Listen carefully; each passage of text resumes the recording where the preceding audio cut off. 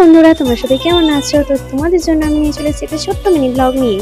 তো তোমরা দেখতেই পাচ্ছ রান্না তোড়জোড় শুরু হয়ে গেছে, আর হবে নাই বা কেন? ফিস্ট বলে কথা, রান্না তোড়জোড় তো শুরু করতেই হবে, তাই না?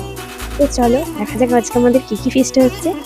তো আজকে আমাদের ফিস্ট হচ্ছে চিকেন কষা, আর তার সাথে হচ্ছে বিরিয়ানি।